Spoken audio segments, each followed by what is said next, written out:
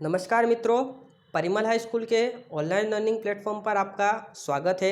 यहाँ हम कक्षा 10 हिंदी मीडियम के विज्ञान सब्जेक्ट के प्रकरण 1 जिसका नाम है रासायनिक अभिक्रिया और समीकरण के बारे में चर्चा करेंगे। परंतु उसके पहले अगर आप हमारे चैनल पर नए हैं तो हमारे वीडियो को लाइक करिए, चैनल को सब्सक्राइब करिए और पास दिख रहे बेल आइकन पर क्लिक करें और ऑल नोटिफिकेशन को अनेबल कर दें ताकि हमारे चैनल पर आने वाले सारे वीडियो आप सरलता से देख सकें। मित्रों, पिछले अध्याय में हमने रासायनिक अभिक्रियाओं के प्रकार में संयोजन अभिक्रिया और वियोजन अभिक्रिया के विषय में चर्चा कर चुके हैं। यहाँ हम विस्थापन अभिक्रिया के विषय में चर्चा करेंगे। तो विस्थापन अभिक्रियाओं को समझने के लिए सबसे पहले हमें एक क्रियाकलाप करना है। उसमें लोहे की 3 कील लेनी है और उन्हें रेगमाल की सहायता से एकदम साफ कर देना है। अब हमें ए तथा बी चिन्हित की हुई 2 परख नली लेनी है, मतलब कि 2 परख नली लेनी है जिसका नाम ए और बी दे देना है हमें। और प्रत्येक परख नली में हमें 10 ml कॉपर सल्फेट डालना है। मित्रों, कॉपर सल्फेट जो है वो नीले कलर का होता है। अब 2 किलो को धागे से बांधकर सावधानीपूर्वक परख नली बी में कॉपर सल्फेट के विलयन में हमें 20 मिनट तक डुबोकर रखना है। तुलना करने के लिए कि कील अलग रखिए, बराबर। तो हमें 3 कील लिए थे, उसमें से 2 कील हमें कॉपर सल्फेट के बी विलयन में रख देनी है और 1 कील को हमें अलग रख देना है जिससे हम उसकी तुलना करेंगे। अब 20 मिनट के पश्चात दोनों कीलों को कॉपर सल्फेट के विलयन से बाहर निकाल लेना है। अब परख नली ए तथा परख नली बी में कॉपर सल्फेट के विलयन के नीले रंग की तीव्रता की तुलना करनी है और कॉपर सल्फेट के विलयन में डूबी हुई कीलों के रंग की भी तुलना करनी है। तो मित्रों, यहाँ पर हम देखेंगे कि जो कील कॉपर सल्फेट के विलयन पर रखी गई थी वो कील वो कील का रंग बदलकर भूरे रंग में परिवर्तित हो जाता है। उसी प्रकार से जो ए हमारी कॉपर सल्फेट थी जिस पे हमने कील नहीं रखा था वो नीले रंग की रहती है। बाकी जिसके अंदर हमने आयरन की कील रखी थी वो कॉपर सल्फेट का विलयन थोड़ा रंगविहीन हो जाता है। तो ऐसा क्यों हुआ, तो इसका कारण हमें यहाँ पर समझते हैं। तो लोहे के कील का रंग भूरा क्यों हो गया, कॉपर सल्फेट के विलयन का रंग मलिन क्यों पड़ गया, इसे समझते हैं। तो मित्रों, यहाँ पर जो आयरन है वह कॉपर से अधिक सक्रिय धातु है जिसके बारे में हम आगे चर्चा करेंगे। तो जो आयरन है वो कॉपर से अधिक सक्रिय धातु है। तो आयरन CuSO4 के साथ अभिक्रिया करके यहाँ के Cu को विस्थापित कर देता है और Cu को वह अलग कर देता है और Fe और SO4 दोनों मिलकर FeSO4 मतलब कि आयरन सल्फेट की रचना करते हैं, जिसके वजह से जो आयरन लोहे की कील का रंग है वह भूरा हो जाता है और कॉपर विस्थापित हो जाता है, जिससे कॉपर सल्फेट का जो विलयन है वो रंग विहीन हो जाता है। उसी प्रकार से इस अभिक्रिया में आयरन दूसरे तत्व कॉपर सल्फेट के विलयन को विस्थापित कर देता है या फिर हटा दिया जाता है और इस अभिक्रिया को विस्थापन अभिक्रिया कहते हैं।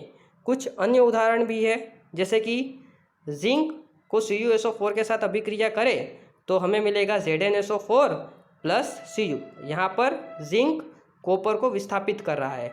मित्रों, यहाँ पर एक नियम हमेशा याद रखिए कि जो अधिक सक्रिय धातु है वो कम सक्रिय धातुओं को विस्थापित करती है। यदि हम ZnSO4 को Cu से विस्थापित करें तो वो विस्थापित होगी नहीं और आगे का कोई रासायनिक प्रक्रिया होगा नहीं। उसी प्रकार से Pb मतलब कि लेड की CuCl2 के साथ अभिक्रिया करें तो लेड कॉपर को विस्थापित कर देगा और PbCl2 बनाएगा और Cu बन जाएगा।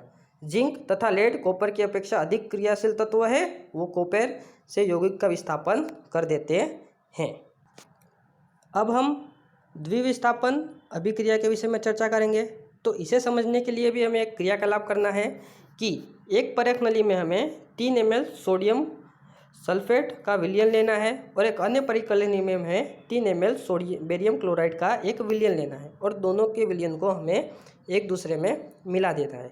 तो मिलाएंगे तो हम क्या देखेंगे, तो हम देखेंगे कि श्वेत रंग के पदार्थ का एक निर्माण होता है और वह जल में अविलय होता है और जल में अविलय इस पदार्थ को हम लोग कहते हैं अवक्षेप, जिसके बारे में अगर आप केमिस्ट्री में आगे पढ़ाई करेंगे तो उसके बारे में आप जान सकते हैं। अब इस अभिक्रिया के अवक्षेप का निर्माण होना को अवक्षेपण क्रिया कहा जाता है। अब ये अवक्षेप का निर्माण क्यों हुआ, तो सबसे पहले जो Na2SO4 मतलब कि सोडियम सल्फेट है वो बेरियम क्लोराइड के साथ अभिक्रिया करता है और BaSO4 प्लस NaCl बनाता है। तो मित्रों यहाँ पर आप देख सकते हैं कि यहाँ पर जो सोडियम है, सोडियम का विस्थापन होकर वो Cl के साथ अभिक्रिया करता है और NaCl की रचना करता है। उसी प्रकार से जो बेरियम है उसका वह SO4 माइनस के साथ अभिक्रिया करके BaSO4 का निर्माण करता है। तो Ba+2 और SO4 - 2 में अभिक्रिया होकर BaSO4 के अवक्षेप का निर्माण होता है। एक अन्य उत्पाद सोडियम क्लोराइड का भी निर्माण होता है जो विलयन के अंदर ही रहता है। वे अभिक्रियाएं जिनमें अभिकारकों के बीच आयनों का आदान प्रदान होता है उन्हें हम द्विविस्थापन अभिक्रियाएं कहते हैं। जैसे कि यहाँ पर दो आयनों का आदान प्रदान हो रहा है, जैसे कि यहाँ पर सोडियम आयन का BaCl2 के Cl के साथ आदान प्रदान होकर NaCl बन रहा है। उसी प्रकार से Ba का SO4 के साथ अभिक्रिया होकर BaSO4 बन रहा है। मतलब कि सोडियम और बेरियम का यहाँ पर आदान प्रदान हुआ है और यहाँ पर दो आयनों का आदान प्रदान हुआ है, इसलिए इसे हम द्विविस्थापन अभिक्रिया कहेंगे। और पिछले भाग में हमने देखा था विस्थापन अभिक्रिया में केवल एक ही आयन का विस्थापन हुआ था, इसलिए उसे हमने विस्थापन अभिक्रिया नाम दिया था। अब हम देखेंगे उपचयन एवं अपचयन अभिक्रियाएं। तो मित्रों इसे हमें याद रखना है कि उपचयन अभिक्रिया को इंग्लिश में कहा जाता है ऑक्सीडेशन अभिक्रियाएं और अपचयन अभिक्रिया है उसे इंग्लिश में कहा जाता है रिडक्शन अभिक्रिया, जो रसायन विज्ञान के एक महत्वपूर्ण मूल अभिक्रियाएं हैं। तो इसे हमें समझने के लिए एक क्रियाकलाप करना है। एक चाइना डिश में 1 ग्राम हमें कॉपर के चूर्ण को लेकर उसे हमें गर्म करना है। जैसे कि यहाँ पर आकृति में आप देख सकते हैं, एक चाइना डिश को स्पिरिट लैम्प की सहायता से तिपाई पर रखकर उसको गर्म किया जा रहा है। उसके अंदर 1 ग्राम कॉपर रखा गया है। अब हम क्या देखते हैं उसका हमें अवलोकन करना है। तो मित्रों यहाँ पर हम देखेंगे कि कॉपर का चूर्ण जो कॉपर 2 ऑक्साइड के रूप में होता है, कॉपर 2 ऑक्साइड होता है, वह ऑक्सीजन मतलब कि यहाँ पर हम उसे गर्म कर रहे हैं तो ऑक्सीजन की उपस्थिति में अभिक्रिया करके जो यह भूरे रंग का है उसका रंग परिवर्तन होकर काला हो जाता है। तो यह हम उसका अवलोकन करेंगे। तो कॉपर के चूर्ण की सतह पर कॉपर 2 ऑक्साइड की काली परत चढ़ जाती है और यह काला पदार्थ क्यों बना, क्योंकि यह कॉपर ऑक्साइड कॉपर में ऑक्सीजन के साथ योग बनाता है और कॉपर ऑक्साइड बनाता है, जो जिसकी अभिक्रिया हम नीचे देख सकते हैं। जैसे कि 2Cu + O2 दैट गिव्स, तापन हम उसे गर्म करेंगे तो वो हमें देंगे CuO, जो कॉपर ऑक्साइड है, जो काले रंग का एक पदार्थ है। यदि हम इस पदार्थ को हाइड्रोजन गैस में प्रवाहित की जाए तो काली परत भूरी हो जाती है, क्योंकि इसमें विपरीत अभिक्रियाएं संपन्न होती हैं तथा हमें कॉपर पुनः प्राप्त हो जाता है। मतलब कि यदि हम इसकी अभिक्रियाएं हाइड्रोजन के साथ करें तो वापस जो स्थिति में कॉपर था वो स्थिति में हमें कॉपर प्राप्त हो जाएगा। मतलब कि रिवर्सिबल अभिक्रिया होगी। जैसे कि CuO + H2 तापन करेंगे तो डेट गिव्स हमें मिलेगा Cu + H2O। तो मित्रों यहाँ पर हम देख सकते हैं कि ऊपर की अभिक्रिया में कॉपर के अंदर ऑक्सीजन आया है, इसलिए इसे हम उपचयन अभिक्रिया या फिर ऑक्सीडेशन अभिक्रिया कहेंगे। और जो 1.29 की अभिक्रिया है, यहाँ पर कॉपर में से ऑक्सीजन दूर हुआ है, तो इसे हम अपचयन अभिक्रिया कहेंगे या फिर रिडक्शन अभिक्रिया कहेंगे।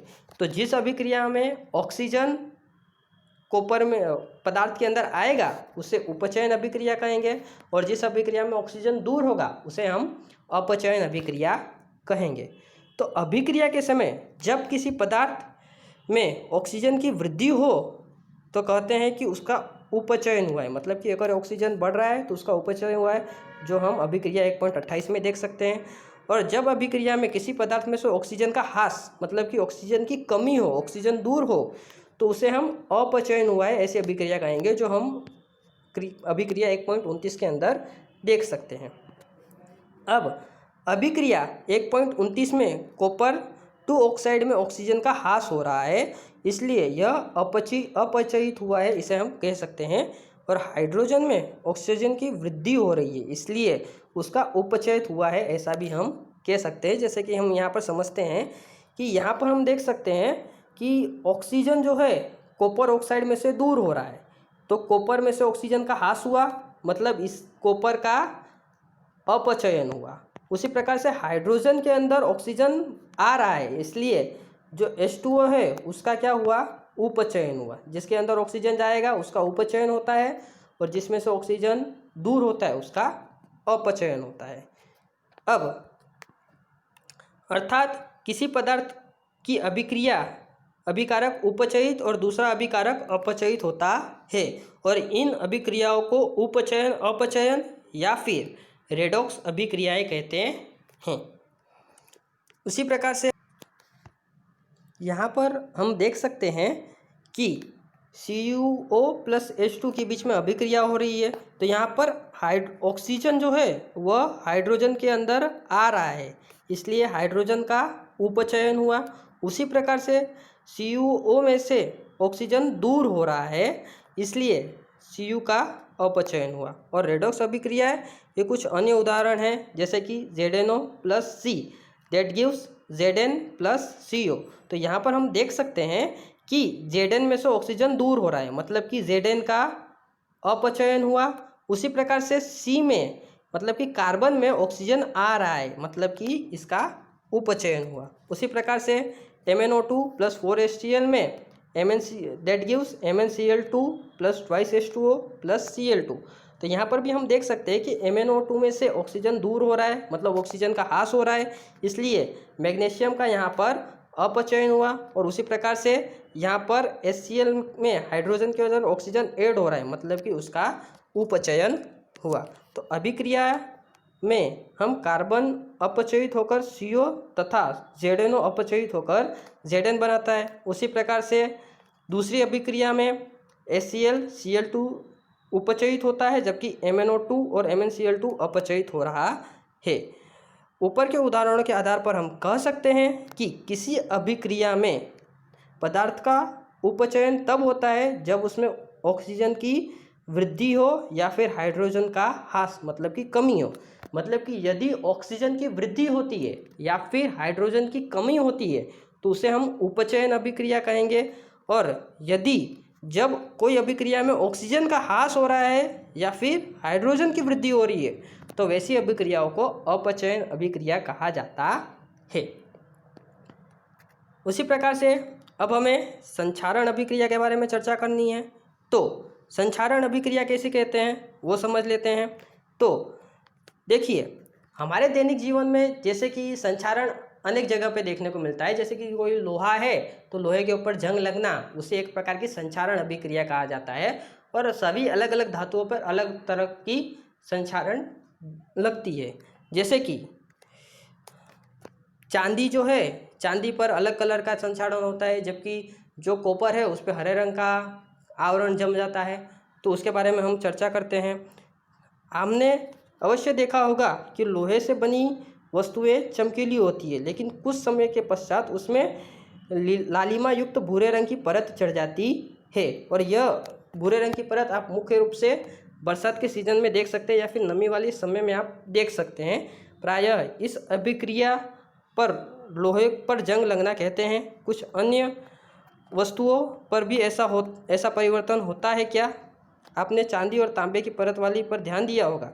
जब कोई धातु अपने आसपास अम्ल, आर्द्रता आदि के संपर्क में आता है तो वह संक्षारित होता है, और इस अभिक्रिया को हम संक्षारण कहते हैं।